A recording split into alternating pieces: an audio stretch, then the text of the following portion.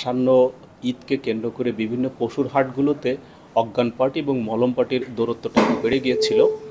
আমরা খেয়াল করেছি যে গত 16ই মে এবং গত 23 মে এবং গত 30 মে আমাদের জীবননগরের শিয়ালমারি হাটে দুটো ঘটনা ঘটেছে। অজ্ঞান পার্টির খপ্পরে পড়েছে দুজন ব্যক্তি এবং 30 মে সর্বশেষ জীবননগরের পশু হাসপাতালের সামনে একজন ব্যক্তিকে ব্যবসায়ীকে আমরা অজ্ঞান অবস্থায় পাই।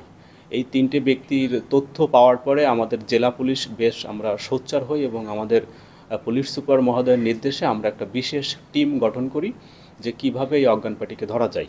সর্বশেষ দামোহদার ডুগডুগি হাটে গত 3রা জুন আপনার নোয়াখালী থেকে একজন ব্যবসায়ী আসে এখানে বিজনেস করার জন্য, গরু কেনার জন্য। তখন দামোহদাতে একজন ব্যক্তি সে নিজেই ব্যবসায়ী সেজে সে নোয়াখালীর ব্যবসায়ীর সাথে একটা সম্পর্ক গড়ে তুলে একটা পর্যায়ে তাকে একটা পান খাওয়ার অফার করে। পান খাওয়ার পরেই সে অজ্ঞান হয়ে যায়। গেলে নোয়াখালীর ওই ব্যবসায়ীর কাছে 1,80,000 টাকা ছিল। সেই টাকাটা যখন সে হাতিয়ে নিচ্ছিল, নেওয়ার ওই মুহূর্তে স্থানীয় অন্য ব্যবসায়ীরা তারা বুঝতে পেরে তাকে ধরে ফেলে আমাদের পুলিশকে সংবাদ দিলে আমরা ঘটনাস্থলে যে তাকে আমরা গ্রেপ্তার করে আমাদের দামোহদা থানাতে একটা নিয়মিত মামলা রুজু হয়। ঘটনার দিনই 3 তারিখ একটা মামলা রুজু হয়। তখন আমাদের এই মামলা রুজু হওয়ার পরে আমরা আসামিকে জিজ্ঞাসাবাদ করি যে তার সাথে আর কে জড়িত আছে এবং কিভাবে তারা এই ধরনের কাজগুলো করে থাকে। তারই প্রেক্ষিতে আমাদের জেলা পুলিশের একটা বিশেষ টিম গঠন করি।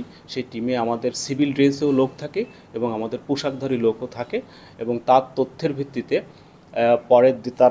ভিত্তিতে আমরা পরের দিন রাতে থেকে আমরা অভিযান পরিচালনা করে 4 তারিখে রাত 3:45 ঘটিকার সময় আপনার দামোহদার দুধপাতিল এলাকা থেকে আমরা আরেকজনকে গ্রেপ্তার করার পরে আমরা আরও অনেক তথ্য পাই। তথ্যতে দেখা যায় যে এই অজ্ঞান পার্টি 2টা জায়গাতে অবস্থান করে। একটা হলো তারা লোকাল বাসগুলোতে থাকে, বাসগুলোতে যারা ব্যবসায়ী থাকে তাদেরকে টার্গেট করে এবং হাটে অন্য জেলা থেকে যারা আসে তাদেরকে টার্গেট করে ওরা অজ্ঞান করে।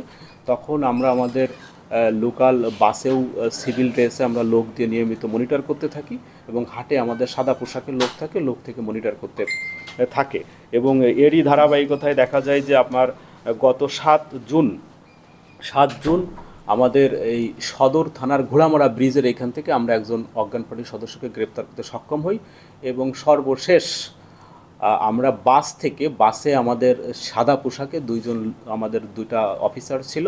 সেখানে দেখা যায় 2 জন অজ্ঞান পার্টির লোক তারা একসাথে একজন ব্যবসায়ীকে তারা অজ্ঞান করার চেষ্টা করছে এবং অজ্ঞান করেও ফেলছিল। আমাদের সাদা পোশাকের লোক সাথে ঘটনাস্থলে টের পেয়ে ওই 2 জনকে অ্যারেস্ট করে।